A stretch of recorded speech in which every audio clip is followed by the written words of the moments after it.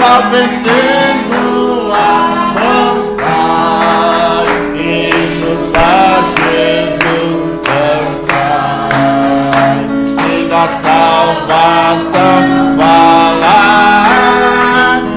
Mas ao Senhor me faz breve vamos terminar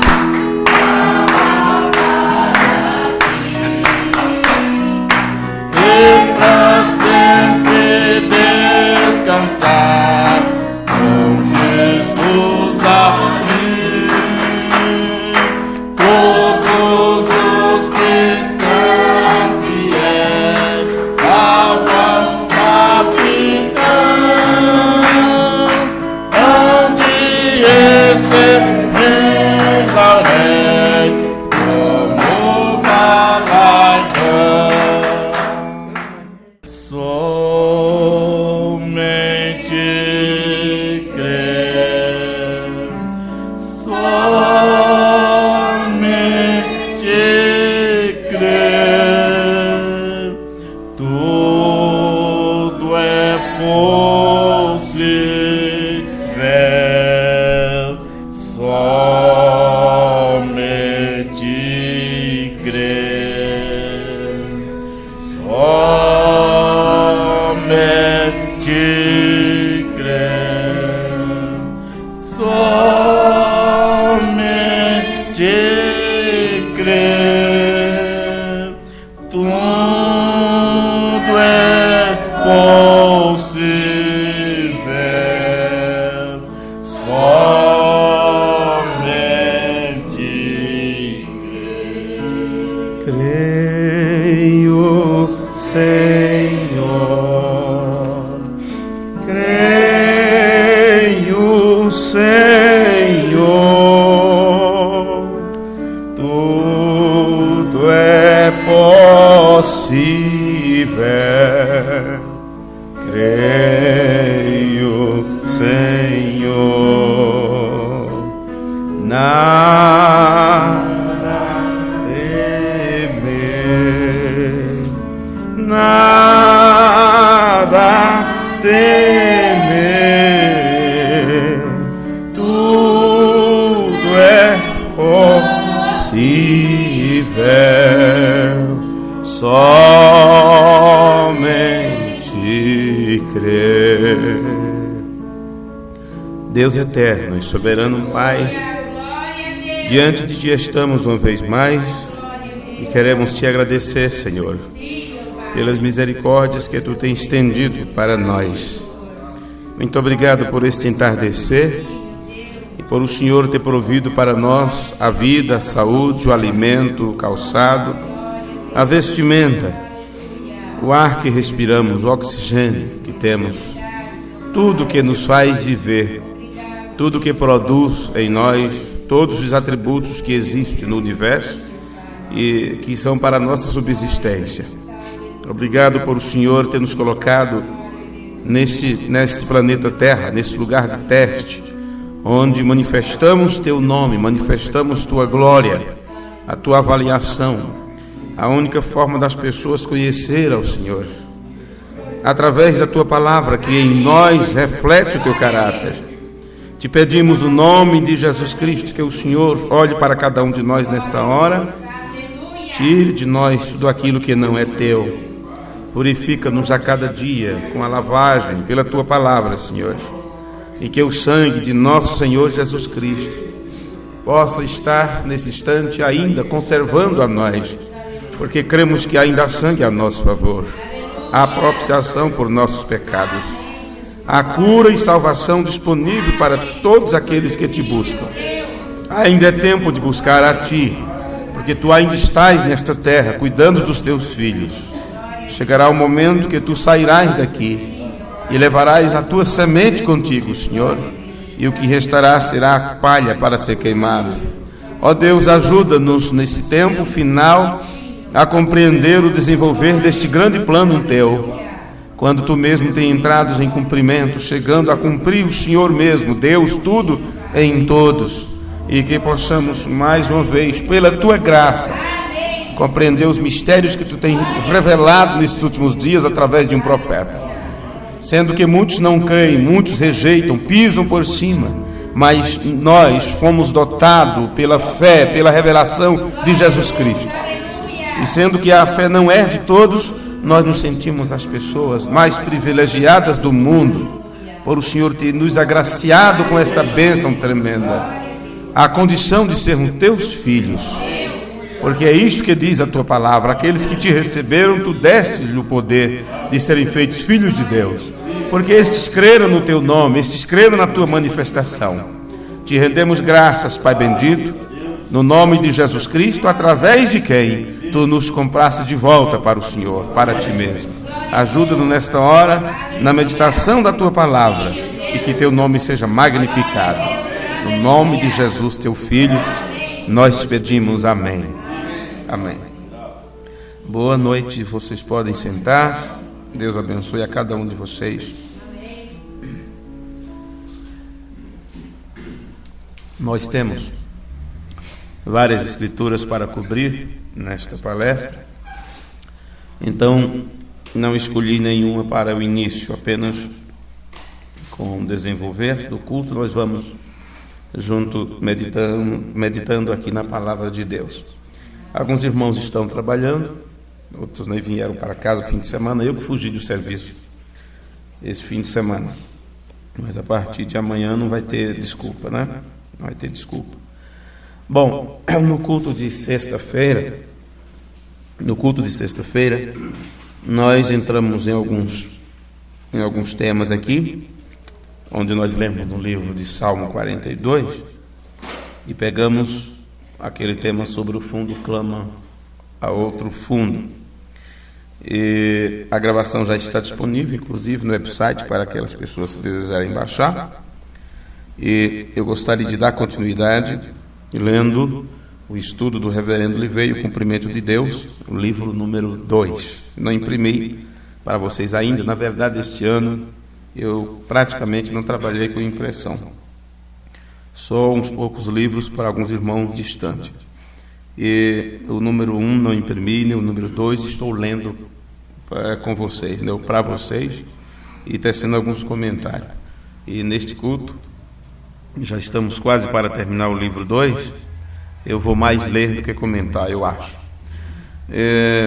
O pastor Liveio, ele nessa parte que eu vou ler, ele diz assim para a igreja: você ouviu o que eu disse? A não ser que você possa se dirigir a Ele, a Deus, e ficar face a face com os apertos da realidade, porque é tempo de colheita. Então foi aqui que eu terminei no culto passado, para aqueles irmãos que estavam aqui na sexta-feira. Ele diz: eu sou odiado hoje, porque eu prego a presença. Não tem como não comentar. As pessoas não te odiarão por você ser bonito ou feio.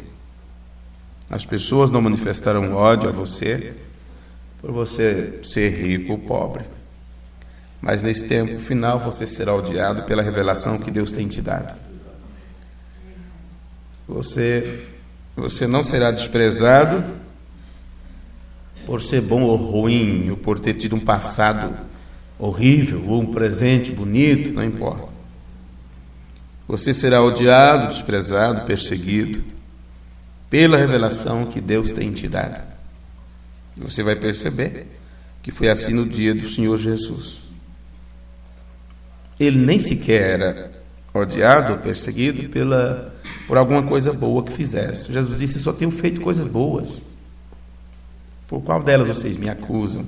Eles disseram: por nenhuma delas. Está tudo bem o que você faz, mas o que você ensina é complicado, porque você é homem e está dizendo que é filho de Deus. Ao você dizer que é filho de Deus, você está se fazendo igual a Deus. Vê? Na verdade, os filhos trazem isto nesta essência do Pai. Então, e na verdade a Bíblia diz que ele era em forma de Deus. Eu sou odiado hoje porque eu prego a presença. Você sabe o que significa a presença? Vocês já aprenderam sobre isto. Na Bíblia Sagrada, nós temos vários relatos na Escritura onde é falado sobre a presença. Jesus, quando ele profetizou sobre isso, ele fala sobre o tempo quando o Filho do Homem se manifestar, ou o dia da vinda do Filho do Homem, ou no tempo de sua vinda, e assim sucessivamente. E a palavra usada no grego ali é parousia. Os tradutores traduziram errado, traduziram parousia como vinda.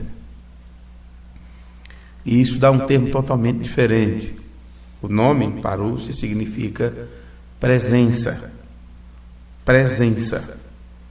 Então, o que Jesus estava dizendo seria um período de tempo quando Deus se faria presente, como ele estava presente nos dias de Jesus, porque, na verdade, Deus entrou em cena e trabalhou através de seu Filho, e ali estava o Deus presente, o grande eu sou, o Jeová do Velho Testamento, andando em dois pés, vivendo, comendo, interagindo, sentindo.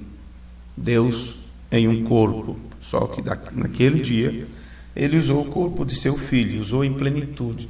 Tudo que é Deus estava ali em Jesus. Deus andando em dois pés. E Jesus disse: é o Pai que está em mim, faz as obras. O Pai que está em mim, não sou eu que falo, a doutrina não é minha, não sou eu que faço. Então Deus estava presente. Foi prometido que isso se repetiria nos últimos tempos. É o ministério do Filho do Homem. No sermão Reprovação por causa da palavra, William Branham explica isto com detalhes, quando ele mostra que o ministério do Filho do Homem se repetiria nos últimos dias. Filho do homem, filho de Deus e filho de Davi. Filho do homem na Palestina, foi Deus através de seu Filho. Filho de Deus durante as eras da igreja, porque era o período onde Jesus, o Filho de Deus, estaria intercedendo pela igreja, pelo povo aqui na terra. Período Filho de Deus, que começa praticamente no Pentecostes, quando o Espírito Santo desce para estar com a igreja, para ungir a unção que estava no Filho, veio estar com a igreja. Então ali entra-se o período do Filho de Deus. Filho de Davi só no milênio. Então, entre Filho de Deus e Filho de Davi, quer dizer, entre a dispensação das eras e a dispensação milenial, o Filho do Homem se repete outra vez nos últimos dias, quando Deus viria, se faria presente, trabalharia, atuaria através de um corpo de carne, diferente do tempo de Jesus, porque foi lá foi em plenitude, mas em um profeta nos últimos dias seria numa medida extraordinária como nunca houve em nenhum profeta. Bom, isto se trata do ministério do Filho do Homem, Deus na terra, a presença de Deus. Disto se tratava aquilo que você lê na Bíblia como vinda, que na verdade é parousia, que significa presença. Presença. E William Branham, ele tratou isto de uma forma até mais fácil, falou sobre a aparição. A aparição de Deus, o aparecer de Cristo. Disse: ele está aparecendo agora na forma do Espírito Santo, trabalhando na sua igreja, e assim sucessivamente. Porém, não se entendeu o que William Branham pregou, até hoje não se compreende. Porém, o reverendo ele veio, ele ensinou isto, como William Branham ensinou, mostrando a presença de Deus. E os outros ministros, por não entenderem, começam a odiá-lo e perseguir, dizer que ele prega heresia, como dizem que nós pregamos heresia, e assim sucessivamente.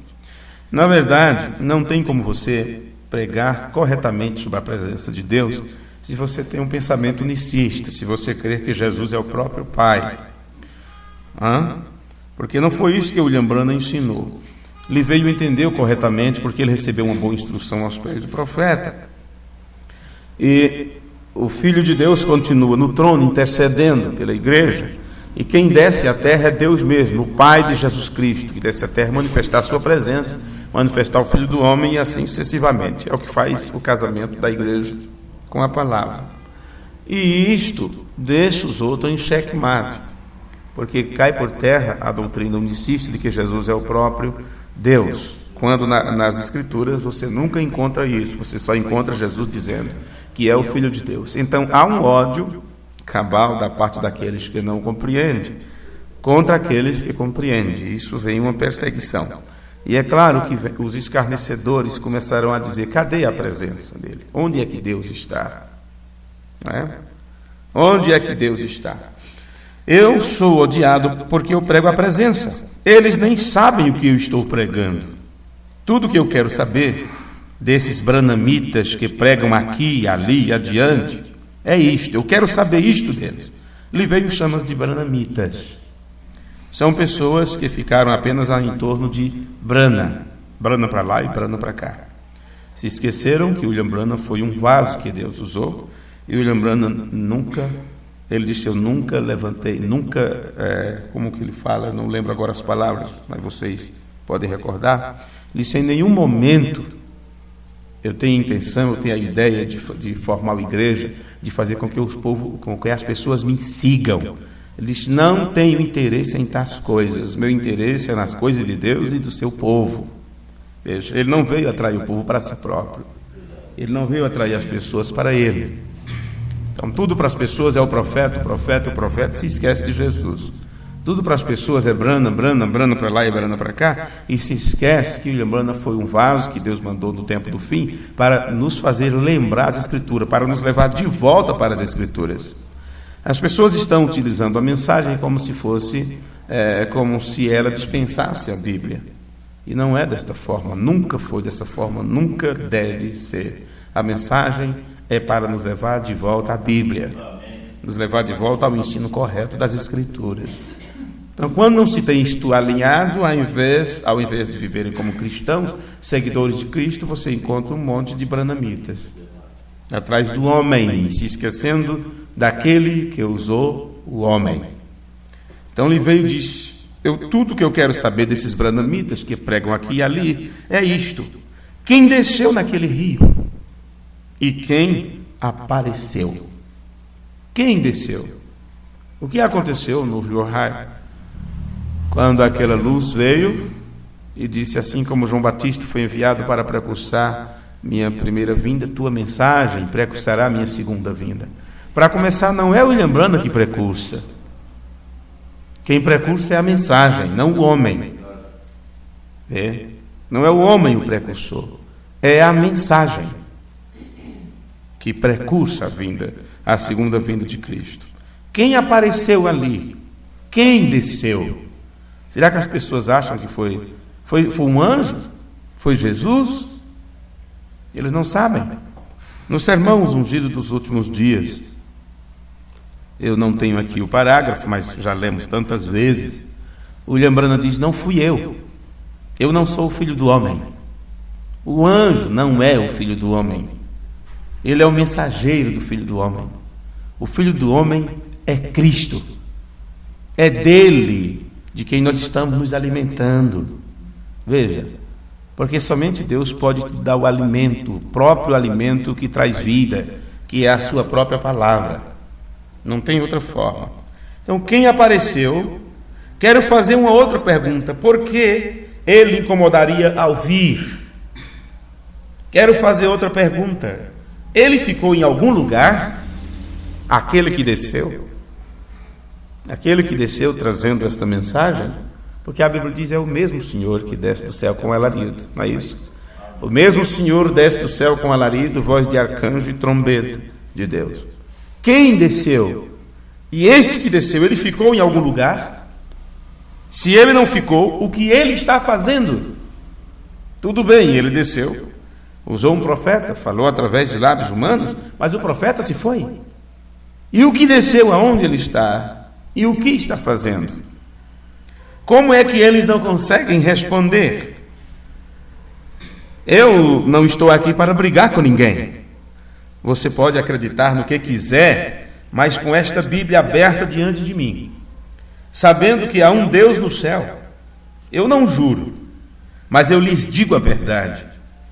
Ele me disse, William Branham, me disse no dia em que me conheceu.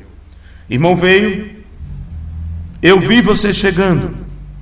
Há uma chama de fogo sobre a sua cabeça. Isso é chamado de o espírito de profecia. Isso foi William Branham que disse, ali veio. Primeira vez que eles se encontraram. Irmão Branham disse, eu vi você chegando. Não é porque ele viu ele se aproximando, desde que ele veio, saiu do hotel. para encontrar o William Branham acompanhou ele todo o trajeto. Disse: há uma chama de fogo sobre a sua cabeça.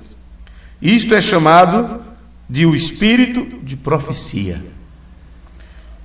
Procure isso na Bíblia, o que é o espírito de profecia. Inclusive foi prometido que no último dia esse espírito de profecia viria à igreja. A chama chamará pela coluna de fogo. Eu lhe desapontei, mas ele nunca me desapontará. Eu mentirei, mas ele não me deixará mentir sobre este livro. Isto é a verdade.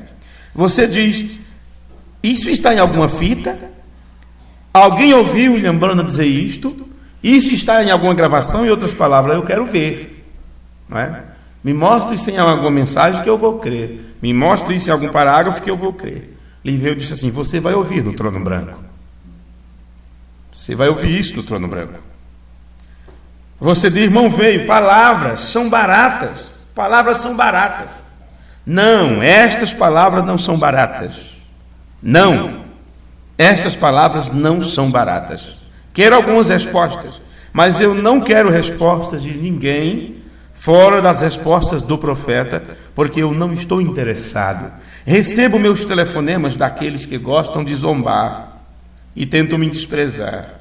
Deixe-me dizer-lhe uma coisa: tire Deus suas mãos fora e eu serei desprezado. Em outras palavras, desprezo de quem quer que seja não me atinge, não é?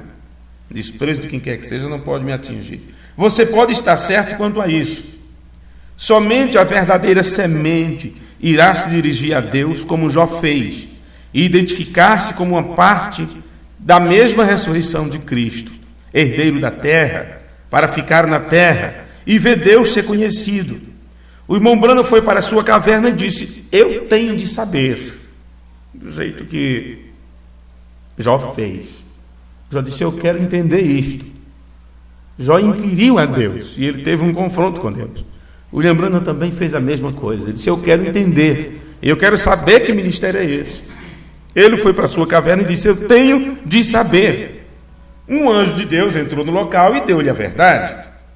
Sabemos que isto é a verdade de João, capítulo 1, versículo 11 ao 13, onde diz: veio para o que era seu, e os seus não o receberam, mas a todos quantos o receberam, deu-lhes o poder de serem feitos filhos de Deus. Isso não significa se tornam, mas deu-lhes o poder de serem feitos filhos de Deus. Ele simplesmente permite que você saiba que ele veio para os seus, e os seus o reconheceram. Ora, ele lhes deu a autoridade do seu reconhecimento, e eles não podiam reconhecer sem o Espírito de Deus. Isto mostra que aqueles que não conhecem a Deus quando ele se apresenta, não têm do seu Espírito. Não tem o Espírito de Deus nele. O Espírito só reconhecerá a palavra. O Espírito só reconhecerá a palavra, e a palavra é Deus. Observe que aqui diz: do sangue.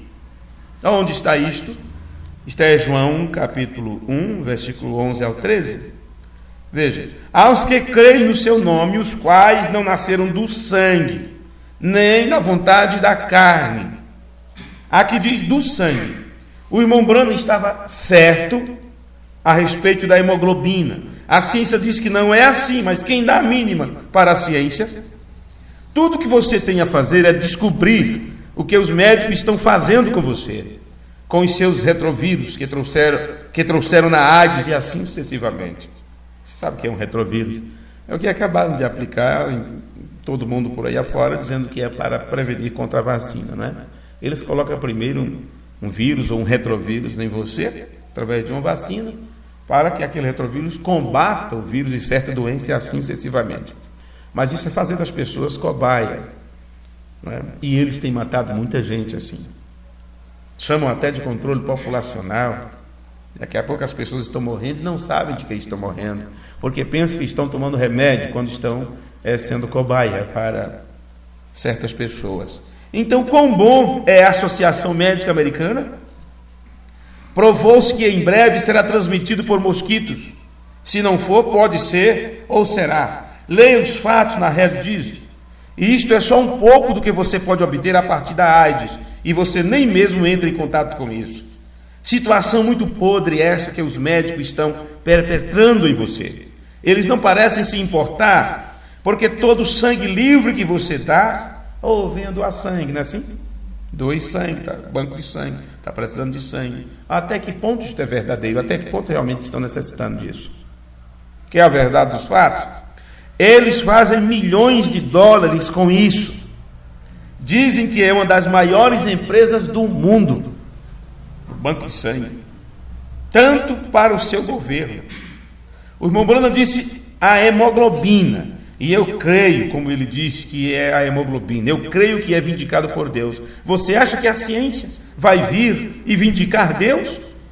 Só mesmo sendo ridículo pensar nisso. Então vai e leia em João. Ele vai lhe dizer como os fariseus o rejeitaram.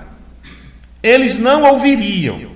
Você pode ler em João 8, versículo 37, 42 ao 59. Eu não vou ter tempo para ler tudo isso. Está lá, João 8, 37... 42 ao 59. Então, o que eu estou dizendo é o seguinte, porque ele vem de um pensamento anterior de outras páginas, né, que já passamos em outros cultos. Se a Nova Jerusalém, a rainha e o trono do universo, a casa de Deus e o cordeiro e a noiva, é o resultado definitivo de Deus, que é o fundo que estava clamando em Deus, então tem que haver o mesmo fundo dentro do crente. Porque lembra quando o William Branham pregou o fundo clama o fundo? Nós estamos isso no culto passado. Este cumprimento de Deus, onde você vê no final de tudo novo, não final, porque é apenas um ápice do tempo onde haverá uma continuidade para a eternidade. Mas quando se fala de novos céus e nova terra, onde habita a justiça, este foi o desejo de Deus desde o início de tudo, chegar a este ponto. Então, se é um desejo de Deus, se é para o agrado de Deus, se é para o louvor de sua glória e todas estas coisas, então era um fundo que clama em Deus, é um clamor dentro de Deus, para que se chegue a este cumprimento. Vê? Agora, se é algo tão desejoso, então com certeza ele operará para que isso suceda e nada vai impedir. Nada vai impedir. Por isso que William Branham diz, uma noiva se aprontando em algum lugar, não seja um estorvo para isso. Não seja um daqueles que atrapalham o andar da noiva. Porque Deus passará por cima como um rolo compressor. Ele não dará satisfação. Qualquer um que ficar na frente, qualquer um que tentar impedir, vai se dar mal. Porque é desejo de Deus que tudo isso chegue ao seu pleno cumprimento. Veja, é o fundo que estava clamando em Deus. Então tem que haver o mesmo fundo dentro do crente, clamando por isso também. Deus está clamando por esse cumprimento. Dentro de cada crente tem que estar também, porque é o lugar de encontro entre você e Deus para sempre, para toda a eternidade, onde Ele será tudo em todos. Veja, então esse desejo, este mesmo fundo, tem que estar clamando dentro do crente, e que o torne um com Abraão, que procurava pela cidade e lançou-se nisso, dizendo, eu irei até ela. Veja no livro de Hebreus 11, e mostra que Abraão peregrinou em terra estranha, em busca de uma cidade cujo artífice e construtor era Deus. Então esse era o desejo de Abraão, era o clamor de Abraão. Então a igreja, os filhos de Deus, têm que chegar a ser um com Abraão, tendo este mesmo desejo, este mesmo anseio de chegar a esta cidade. E você sabe de uma coisa, Abraão estava bem perto disso. Ele disse, aleluia, não a tenho ainda, mas em breve a terei. E ele selou sua vida, selou seu testemunho nessa esperança. E Deus nunca lhe deu um lugar em que se pisasse a planta do pé. Ele está esperando pela ressurreição para voltar e tomar isto. E isto estará bem aqui. Abraão no Monte Sião. Aleluia. Deus não lhe deu nenhum pedaço de terra. Disse, Abraão, você será peregrino aqui. Tua posteridade possuirá esta terra, mas você não. Você será um forasteiro, será um peregrino. Você só vai descansar quando chegar na Nova Jerusalém, em outras palavras. Então Abraão morreu esperando por isto. E na ressurreição ele vai adquirir isso. Eu acho que isso vai ser bem perto do trono. Eu não quero posicioná-lo, quer dizer, não quero colocar Abraão em lugar nenhum, mas quem sabe ele estará bem perto do trono. Mas ele estará lá em cima, não se preocupe. Não importa. Meu apartamento será de cerca de 4 andares subterrâneo. Que importa? Ele ri, né? Eu já vivi em um porão antes, então não importa se o lugar que eu vou viver lá seja no subterrâneo. Não importa isso. Agora, este fundo que clama dentro de Abraão, este fundo que clama em Abraão, foi apanhado pelo salmista em uma declaração profética no Salmo 48. Vamos então abrir nossas Bíblias e vamos acompanhar aqui no Salmo 48, para termos uma ideia do que estamos falando. Por isso eu disse que não leria nenhuma escritura no início, para podermos cobrir algumas escrituras durante o nosso culto. No Salmo 48 nós temos a beleza e os privilégios de Sião. Veja. E diz assim: grande é o Senhor e muito digno de louvor na cidade do nosso Deus, no seu monte santo. Veja, você não tem louvado a Deus de algum modo ainda, você e eu, viu? Esses cânticozinhos, 2 ou 3 cantamos, um corinho que você lembra quando está trabalhando, lavando sua roupa, ou em algum lugar você acha que você está louvando a Deus. É só isso que Deus merece? Você acha que é só isso que agrada a Deus, que vai deixar Deus feliz? Um hinozinho desentoado que cantamos no início do culto, coisas assim? Não, amigos. Nós não temos louvado a Deus ainda. Veja, grande é o Senhor e muito digno de louvor na cidade do nosso Deus, no seu monte santo. Ali nós vamos louvar verdadeiramente, sem desculpa, sem preguiça, sem cansaço, sem reclamar de garganta inflamada, disso ou daquilo, sem desculpa. Formoso de sítio e alegria de toda a terra é o monte Sião, sobre os lados do norte, a cidade do grande rei. Deus é conhecido nos seus palácios por um alto refúgio, porque eis que os reis se ajuntaram, eles passaram juntos, viram-no e ficaram maravilhados, ficaram assombrados e se apressaram em fugir. Isso é o que ele faz a eles quando isto entra na visão. Tremou ali o estomou. E o que estamos falando aqui? Nós estamos falando do novo céu, da nova terra. Nós estamos falando da santa cidade, estamos falando da nova Jerusalém, e estamos falando que isto tem que se tornar uma realidade para nós hoje. Hoje. E é claro que neste tempo, quando a eternidade, tempo se mistura, cada um que tem uma inclinação vai então se apegar a isto ao qual já está inclinado sua natureza. Então as coisas que são do diabo é que vai atrair as pessoas sem Deus. Veja. No entanto, você procurará fugir delas. Mas as coisas que são de Deus causam assombro nas outras pessoas. Então, quando esta realidade toca estas pessoas, eles se assombram. Eles fogem. Eles fogem, porque não faz parte de sua natureza, não faz parte de sua essência. É mesmo que espinho para eles. No entanto, é bálsamo para os filhos de Deus. Sim, eles se assombram. Tremor ali o estomou, e dores como de mulher de parto. Tu quebras as naus de Tastes com o vento oriental. Como os ouvimos, assim o vimos na cidade do Senhor dos Exércitos. Observe, ele coloca a interjeição aí. Mas é entre ele. Veja, do Senhor dos Exércitos, na cidade do nosso Deus. Deus a confirmará para sempre. Lembra-nos, ó Deus, da tua benignidade no meio do teu templo, segundo é o teu nome. Ó Deus, assim é o teu louvor. Até aos fins da terra, a tua mão direita está cheia de justiça. Alegre-se o monte de Sião, alegrem-se as filhas de Judá, por causa dos teus juízos.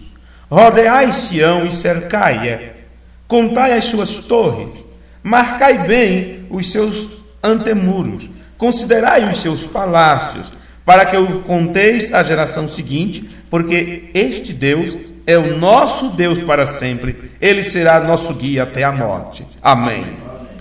Eles tinham uma visão bem ali. Quanto tempo faz isto? Quantos anos faz este salmo, não é?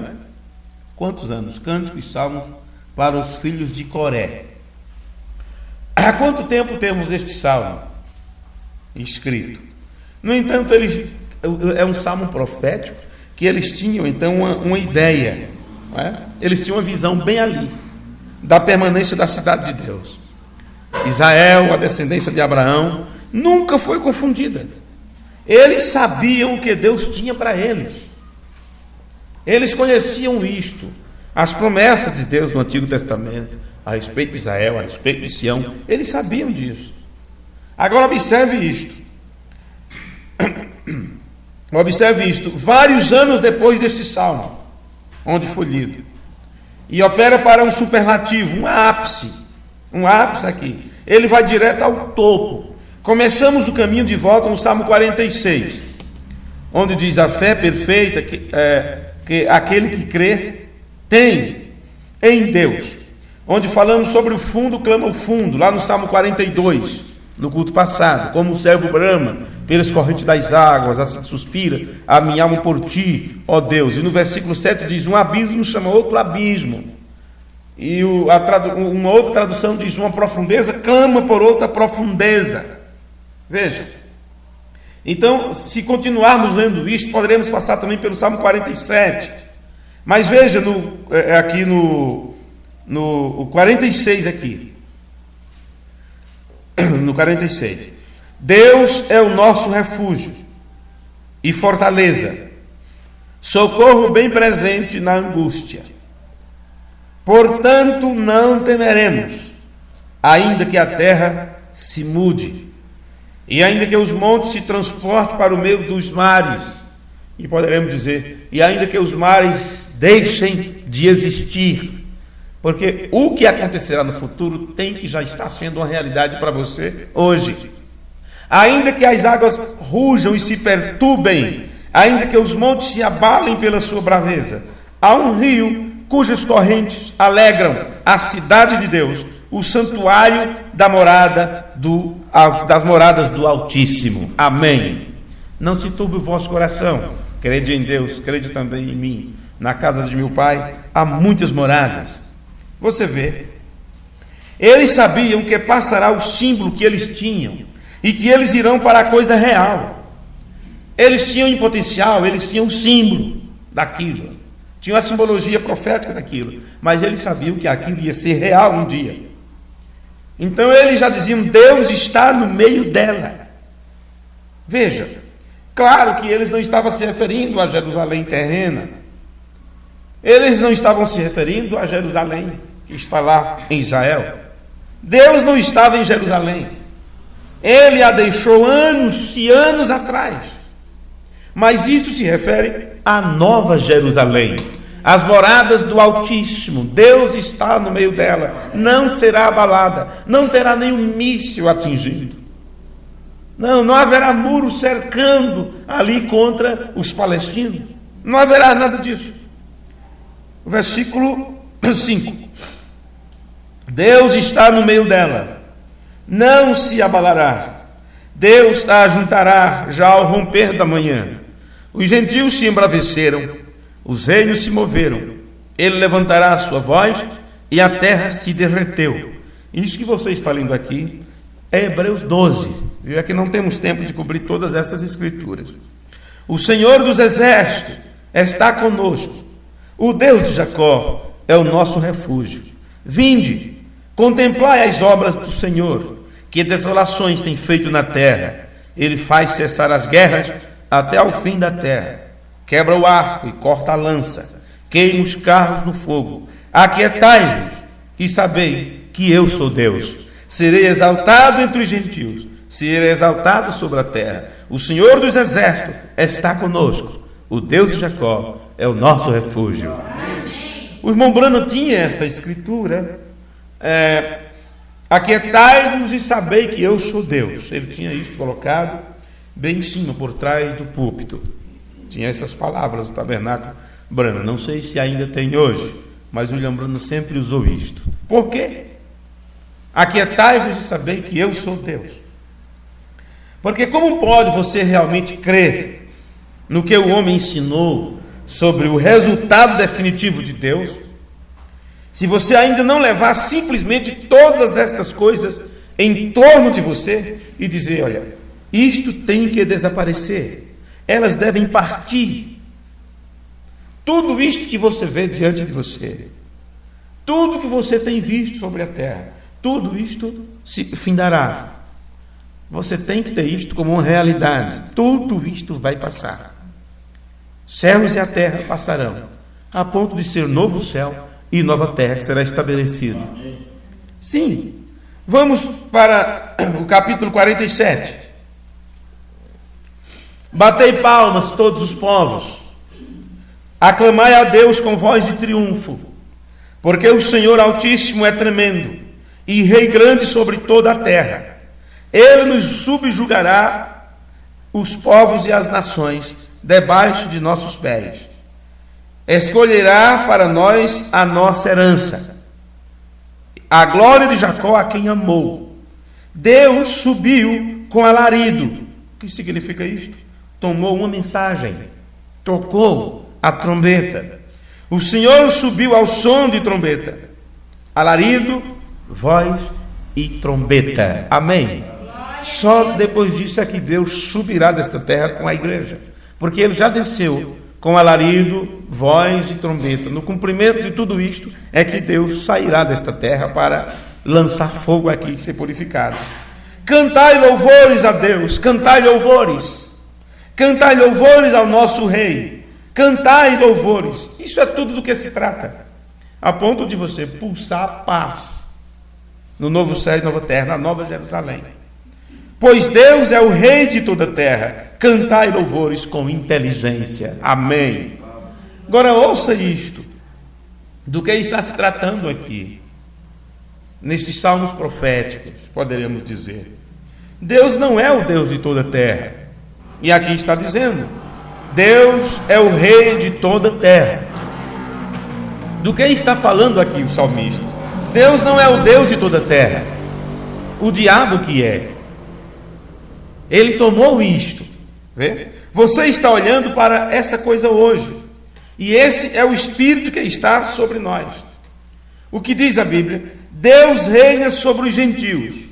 Deus se assenta no trono de sua santidade. Os príncipes do povo se ajuntam. O povo do Deus de Abraão. Porque os escudos da terra são de Deus. Ele está muito elevado. Isto se trata da glória de Deus que será estabelecida em toda a terra. Isto se trata do que Jesus ensinou em João capítulo 14, sobre o reino do Pai, sobre os palácios, as moradas que o Pai preparou para você. Agora mesmo as pessoas estão se unindo, cada um se une de uma forma. Porque este é o programa, até mesmo aqueles que são palhas estão se unindo em grupos, em pequenos molhos, para serem mais fáceis, serem juntados para a queima. Da mesma forma, a semente de Deus está sendo juntada para ser levada para o celeiro. Porque, afinal de contas, a palavra diz, reunirei o meu povo. Isso se trata do encontro com a palavra do Deus vivo. Agora, no Salmo 48, versículo 1 diz, grande é o Senhor, muito digno de louvor, na cidade do nosso Deus, no seu Monte Santo. Amém. Amém. Bom, e assim por diante, por aí vai. Nós já lemos sobre isto, e você pode ler depois em sua casa e tudo. Agora com isso, cuidado com o alerta no Salmo 49, a vaidade dos bens terrestres, não é? A vaidade dos bens terrestres. Porque, afinal, como muitos outros, esse também é um salmo para os filhos de Coré, os pentecostais. Quando falo os pentecostais, não me refiro apenas igrejas que ele tem o título na frente, igreja fulano de tal, pentecostal fulano de tal. Está falando de pessoas que têm essa natureza, ou que são levados de volta ao pentecostalismo, não é? São os pentecostais. E você pode dizer, mas por quê? Por que isto? Porque Coré, Datã e Abirão, eles eram profetas, e eles tiveram dons, a ponto deles dizerem, não é só Moisés que tem o direito de falar, não é só Moisés que tem o direito de pregar, não é só Moisés que pode falar com Deus. Vê? E aqui diz nos Salmos, e tomando dos Salmos para o livro de Efésios, se você der um pulo do livro dos Salmos para Efésios, quando Deus desceu, ele deu dons. Ele deu dons. E disse, até para os rebeldes. Diz, subindo ao alto, levou cativo o cativeiro e deu dons aos homens e até aos rebeldes. Veja. Quando Deus entrou no meio da igreja, a noiva, ele nos deu literalmente o profeta com a palavra, não apenas dons. Não apenas os dons. Disso se trata o livro de Efésios, porque os dons, William Branham chega a dizer que onde há dons há confusão, há briga, há disputa. A disputa por cargo, disputa por ministério, disputa por posição e todas estas coisas. Mas quando se trata do livro de Efésios, onde diz que Deus daria o espírito de sabedoria e de revelação no conhecimento dele mesmo, não é? Tem que haver uma liderança em Efésio, na era efesiana, para poder colocar a igreja em posição e não ficar batendo a cabeça com ideias pentecostais. Porque é outra vez o livro de Josué em atuação, com uma boa liderança na frente, uma liderança perfeita, colocando cada pessoa na sua posição, ajustando tudo, dando a cada um a parte que lhe cabe na possessão, o seu lugar na terra do Espírito e assim sucessivamente. Então isto é Efésios. Então para isto, Deus não apenas deu dons, mas enviou um profeta com a palavra e um verdadeiro ministério quíntuplo. Ele mesmo deu uns para apóstolos, outros para profetas, outros para evangelistas, outros pastores e mestres e tal, visando o aperfeiçoamento dos santos. Vocês sabem que isto é Efésios. Isto é Efésios. Mas nos Salmos, aos pentecostais, diz que ele deu dons aos homens e até aos rebeldes. Ele deu dons para os pentecostais, para os neopentecostais, e isto são os coraitas. É assim. Agora vamos ver aqui. Ouvi isto, vós todos os povos. 49, viu? Onde foi dito, cuidado com o alerta do Salmo 49. Ouvi isto, vós todos os povos. Inclinai os ouvidos, todos os moradores do mundo, tanto baixos como altos, tanto ricos como pobres. A minha boca falará de sabedoria, e a meditação do meu coração será de entendimento. Inclinarei os meus ouvidos a uma parábola, declararei o meu enigma na harpa. Porque temerei eu nos dias maus, quando me cercam a iniquidade dos que me armam ciladas? Aqueles que confiam na sua fazenda e se gloriam na multidão das suas riquezas. Você sabe do que está tratando aqui? Precisamente a era de Laodiceia. Rico sou e estou enriquecido, de nada tenho falta. Sim, nenhum deles de modo algum pode remir a seu irmão, ou dar a Deus o resgate dele. Então eles perderam o sangue, eles perderam o sangue, e outros nem sequer acreditam mais que haja sangue, e assim sucessivamente. Isso é triste o que tem acontecido. Pois a redenção da sua alma é caríssima e cessará para sempre. Eles não têm uma oração. Acabou. Trono branco. Você entende o que eu estou dizendo? Pergunta-lhe veio. Estamos apenas esperando pela disposição. Qual é o movimento final? Veja o que diz. Para que viva para sempre e não veja corrupção. Porque ele vê que os sábios morrem, perecem, igualmente tanto louco como brutal, e deixam a outros seus bens. O seu pensamento interior é que as suas casas serão perpétuas e as suas habitações de geração em geração. dão as suas terras a seus próprios nomes, cidades e ruas e tudo mais. Rua fulano de tal, cidade fulano de tal, eles dão seus nomes. Há cidades e ruas e avenidas. Ricos pentecostais, mundo rico, igreja rica, eles não precisam de nada, não precisam ser ensinados, não precisam de instrução, não precisam ouvir mais ninguém, já aprenderam o suficiente, acha que não precisa aprender mais nada, já tem tudo. Não perceberam que entraram no mesmo espírito de Laodiceia, não se assentam mais para ouvir, não, acham que tem tudo. Todavia, o homem que está em honra não permanece, antes é como os animais que perecem. Mas nós iremos para um que não perece, não é isso? Amém. Este caminho deles é a sua loucura, contudo a sua posteridade aprova as suas palavras. Quer dizer, pais pentecostais, crianças pentecostais, claro, tal pai, tal filho. Filho de gato não é gatinho? Às vezes as riquezas deles. Sim. Também, Exato. Ele diz, não, fui criado assim, vamos assim, a riqueza de conhecimento que meus pais deixou, meu pastor me deixou, eu vou ter que seguir com isso. Foi muito rico, é muita prosperidade, não é? Isso falando em conhecimento, e por aí vai. Resultado, eles não querem mais saber de nada. Se os pais são pentecostais, os filhos são pentecostais. Se os pais são laodiceanos, os filhos também são laodiceanos. E assim eles vêm levando isto de geração em geração, anos após anos, de igreja após igreja, e não muda, não muda. Quem você conheceu na mensagem há 30 anos atrás, tem até hoje os mesmos pensamentos, as mesmas brigas, as mesmas coisas. Como ovelhas são postos na sepultura, a morte se alimentará deles, e os retos terão domínio sobre eles na manhã. Quer dizer, nós sairemos de suas cinzas.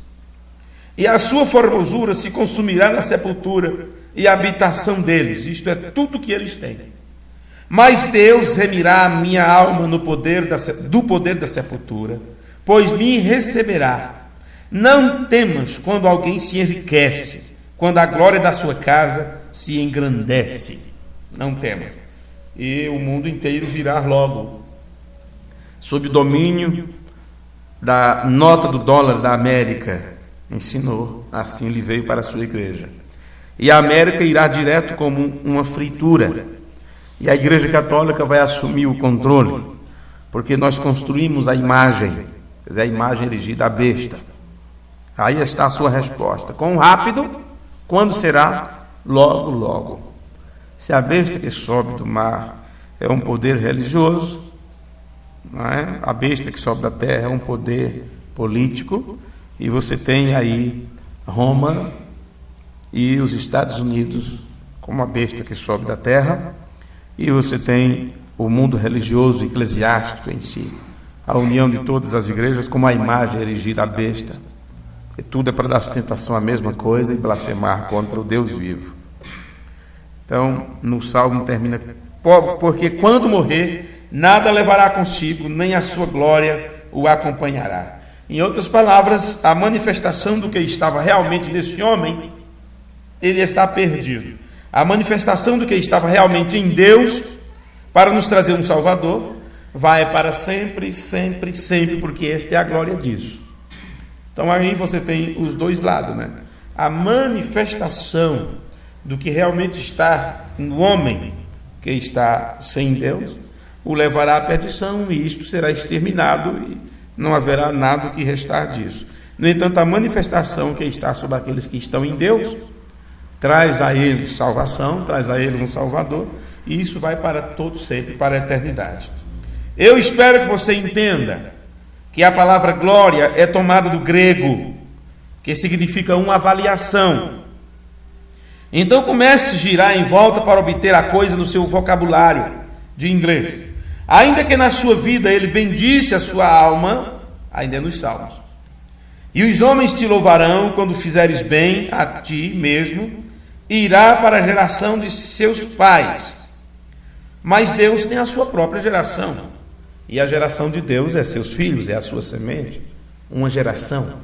Cada pessoa bonita. Como será o orvalho, em outras palavras, como será a geração de Deus? Será cada pessoa bonita no orvalho de sua juventude, na flor da sua juventude, né? Todo mundo, 16 anos, 18 anos, 20 anos, no tempo da vida, vivos corretamente. Não haverá nenhuma célula faltando, nenhuma célula morrendo. Não, todos terão uma idade perfeita. Não vai haver mulheres de cabelos cortados e uma garrafa de bebida na mão, nem pílulas estimulantes, ou pílulas para dormir, ou pílulas para se acalmar. Nada disso. Nada disso haverá. O homem que está em honra e não tem entendimento é semelhante aos animais que perecem. Que coisa, né? Aqui está a sua verdade. Então, no final de Laodiceia, um poderoso clamor e rugido e louvor de Deus. Isto acontece como em Apocalipse 11, sobre o 7º selo. Por isso que há tanto regozijo quando o livro da redenção é desatado os selos e os mistérios está para ser entregue. Grande regozijo, porque a realidade do cumprimento de Deus vem à tona para a igreja. Ela fica sabendo todo o plano que é destinado para ela, o que vem para ela. No Salmo 50, versículo 1. Salmo capítulo 50. O Deus Todo-Poderoso, o Senhor, falou e chamou a terra desde o nascimento do sol até o seu ocaso, que isto é no leste. Aliás, no oeste, né? No ocaso, o oeste é onde o sol se põe. Desde Sião, a formosura, a perfeição da formosura, resplandeceu Deus. O construtor e arquiteto desceu e manifestou. O próprio construtor, o próprio arquiteto, isso não é algo que Deus deixa para alguém fazer. Ele mesmo é o arquiteto e ele mesmo é o construtor de toda esta grandiosidade, de todo este universo. Deu a sua própria avaliação para o povo. E quando ele dá a sua própria avaliação, ele está dando a sua própria glória. E eles disseram, não é isso, não é isso. E quando eles dizem não é isto e rejeita a realidade infalível do Deus vivente, eles crucificam para si mesmo o Filho de Deus outra vez. Outra vez. E não é outra coisa a não ser blasfêmia contra o Espírito Santo, que é chamar a obra de Deus de diabo. E Jesus disse, eu perdoo agora, vocês estão falando. Mas quando isso se repetir, quando isso repetir no futuro, não haverá perdão. Ou seja, quando for repetido a manifestação do Filho do Homem, não haverá perdão para isso. Não haverá perdão para esse tipo de coisa. Virá o nosso Deus. Que versículo é esse que estamos lendo? Versículo 3. E não se calará. Um fogo se irá consumindo diante dele. E haverá grande tormenta ao redor dele. Chamará os céus lá do alto e a terra para julgar o seu povo. Você vê que tudo isso no tempo, lá no fim de tudo, já está registrado até mesmo nos salmos proféticos. Ajuntai-me os meus santos, aqueles que fizeram comigo uma aliança com sacrifícios. Veja, ajuntai-me os meus santos, aqueles que fizeram comigo uma aliança com sacrifícios, e os céus anunciarão a sua justiça. Com certeza anunciou. Pois Deus mesmo é o juiz. Você vê quem é o juiz supremo que tem descido? Não disse William Branham que este acontecimento do tempo do fim, a grande nuvem que apareceu, não chamou ele de deidade suprema e juiz supremo? Ele está falando de Deus mesmo que é o juiz.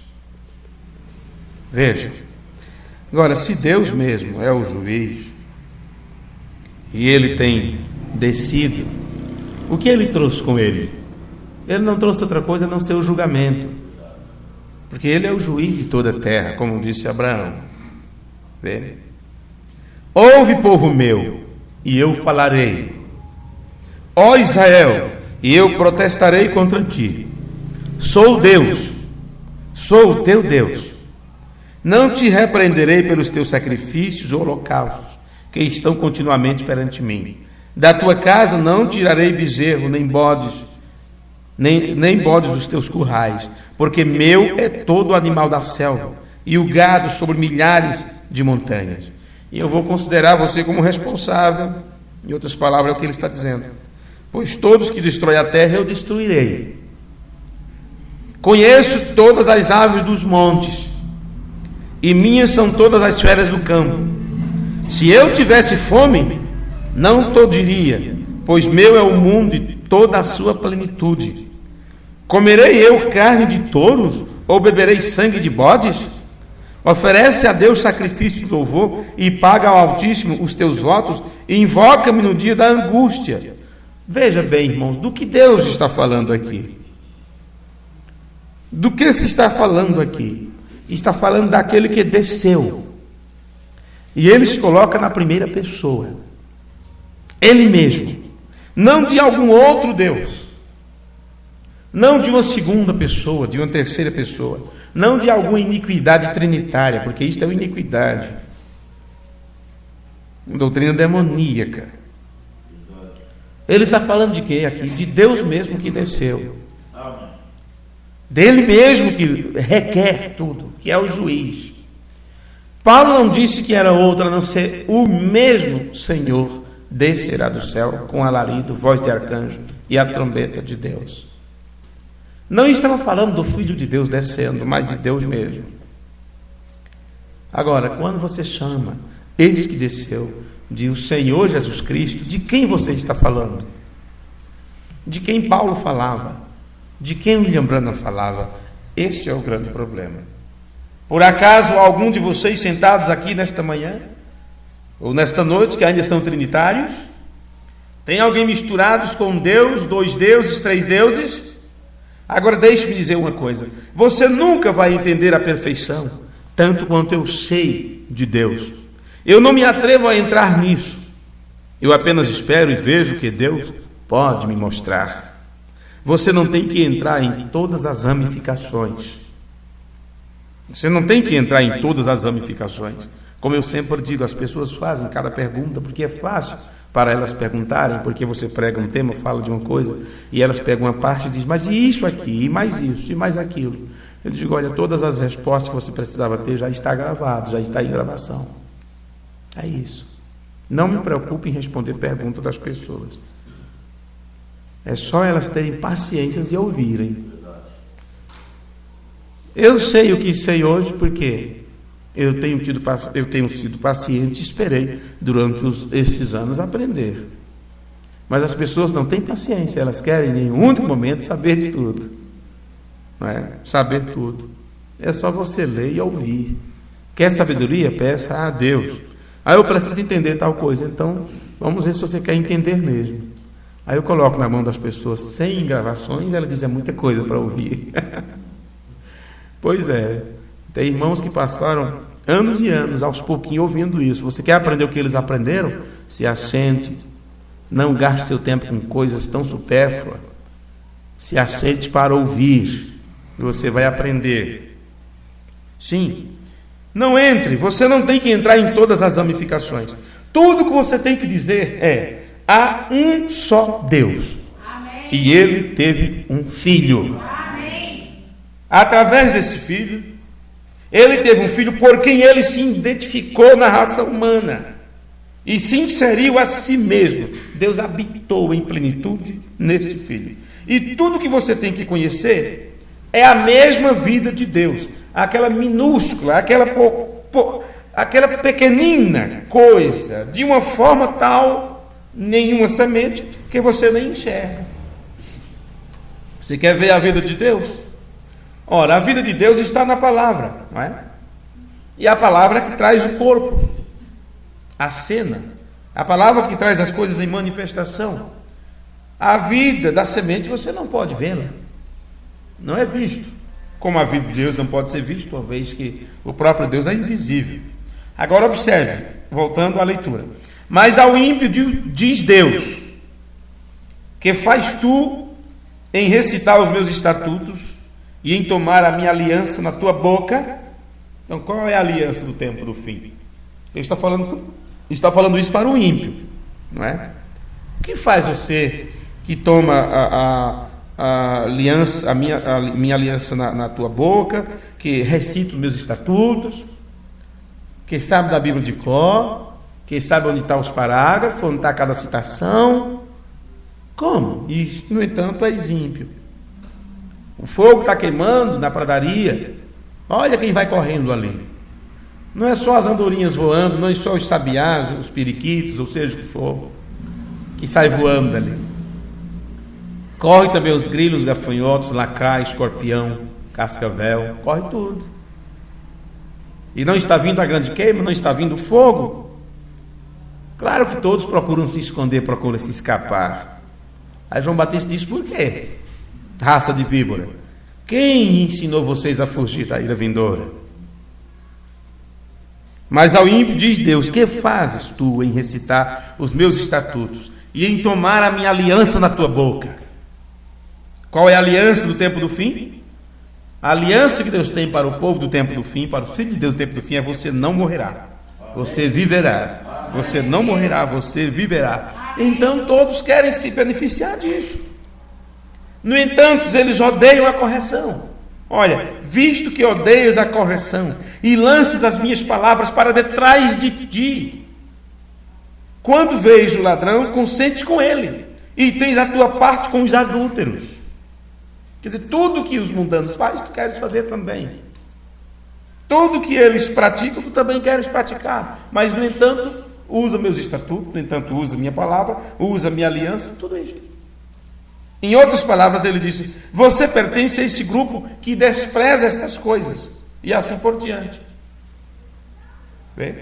Então, nós, quando estamos falando sobre o cumprimento de Deus, essa parte que está entrando em cumprimento, nós estamos falando do que estava debaixo do sétimo selo, do grande sétimo selo, e que foi escondido durante todas as eras, durante toda a dispensação. Acima de tudo, observe como vemos nesses salmos proféticos, o tempo presente. Nesses salmos que você acabou de ler. Preste atenção. Observe que todos esses salmos proféticos falam sobre presente e futuro que se misturam. Está tudo misturado. Você está lendo de coisas presentes, do que está acontecendo no mundo, e está falando de coisas futuras, como se estivesse acontecendo no mesmo tempo. O tempo e a eternidade têm se misturado. Esta é a questão. O Deus eterno desceu à terra, dentro da linha do tempo. Isso mistura tudo. Jesus disse, eu sempre repeti isso muitas vezes, Jesus disse que isto os apanhará numa armadilha. Será uma armadilha que apanhará todos desprevenidos. Só não será desprevenido aqueles que foram avisados. Jesus disse: vigiai, porque você não sabe a que hora virá o vosso Senhor. Mas para quem ele estava dizendo isto? Há dois grupos ali. Sempre tem esses dois grupos: a virgem nécia e as virgens prudentes. As virgens prudentes estavam preparadas, elas tinham prudência. As nécias não, estavam toscanejando, dormindo, aquela coisa toda tranquila. Bem, se bem que as virgens prudentes também dormiram, mas elas estavam preparadas, elas podiam dormir, elas tinham cumprido a sua cota, elas tinham feito sua parte. Por isso elas tinham azeite para queimar o tempo que durasse a viagem. As outras não tinham. Aquelas pessoas preguiçosas que acham que já tem o suficiente, que não precisa de mais nada. Veja. Então, quando isto apanha as pessoas no armadilha, elas não sabem em que parte estão, em que lado estão. Pensam que ainda tem tempo, quando o tempo já não há mais. Quando o tempo já não pode nem mais ser contado. Não pode mais ser cotado. Há um juramento feito em Apocalipse 10, quando o anjo forte desce trazendo a revelação dos mistérios. Quando desce à terra trazendo a revelação dos mistérios. Ele jura por aquele que vive para todo sempre, que o tempo não será mais, que não haverá mais demora, porque tempo e eternidade têm se misturado nesta hora. Vê? Se mistura a ponto de até que se torna uma coisa só. Tempo e eternidade têm se misturado. E você é parte disso. Você é parte dessas coisas. Irmão, vamos encerrar por aqui. E nós continuaremos no próximo culto, se o Senhor nos permitir. Irmão Vicente, você pode orar? Deus abençoe vocês. Para aqueles que estão nos ouvindo, nós estamos transmitindo pelo portal www.doutrinadopai.com, uma vez que a rádio, no site oficial, ela está desligada. Estamos transmitindo, enquanto isso, por outra rádio, não é? Inserindo uma coisa na outra, para que os irmãos não fiquem sem acompanhar a programação. Então, Deus abençoe vocês e até o próximo culto, se o Senhor nos permitir. Amém. Vamos orar? Grande Deus, Pai bendito, te agradecemos por poder vir a este lugar, ó Pai. O Senhor nos tem dado o privilégio e condições de estar aqui. Talvez muitos desejariam estar aqui nesta noite, mas não pôde estar, se o Senhor sabe qual o motivo. E muitos poderiam estar, mas não vieram.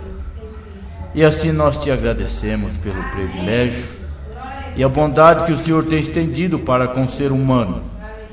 Vivendo uma dimensão tão terrível dessa a qual nós vivemos, e o Senhor tem se manifestado numa hora tremenda como esta, ó Pai, dando a conhecer aos teus filhos quem o Senhor é e o que o Senhor está fazendo nesses últimos dias aqui no meio do teu povo, selecionando eles para a hora que está se aproximando. Muito obrigado por isso, pelo que ouvimos nesta noite. Nos ajude a estar, ó Pai, remoendo o que acabamos de alimentar neste momento, e que assim, ó Pai, isso possa causar um efeito na nossa alma, no nosso espírito, porque a tua palavra tem vindo nesta hora para isto. É para nos levar de volta, lembrar aquilo que já foi dito, ó Pai. Por isso te agradecemos pela oportunidade. Muito obrigado, Senhor, por tudo. Pedimos a tua bênção em favor de todos os teus filhos na face da terra, aqueles que estão distantes, ó Pai, acompanhando através da conexão. Que a graça infinita do Senhor possa atingir cada um de teus filhos. Lembro de meu filho ali em Chapecó com a sua família e tantos outros irmãos, ó Pai.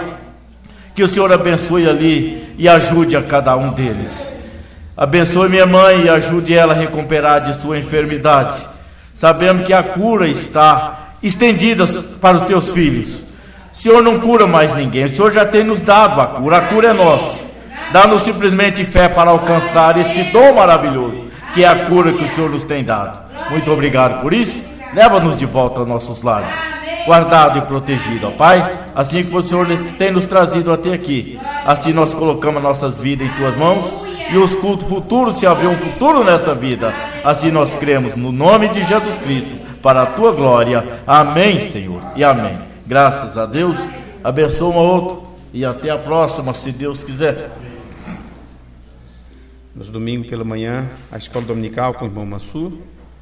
Deus abençoe vocês. Se alguém deseja entrar em contato conosco, escreva para radionif@hotmail.com ou doutrinadamensagem@gmail.com. Deus abençoe e até o próximo culto, se o Senhor nos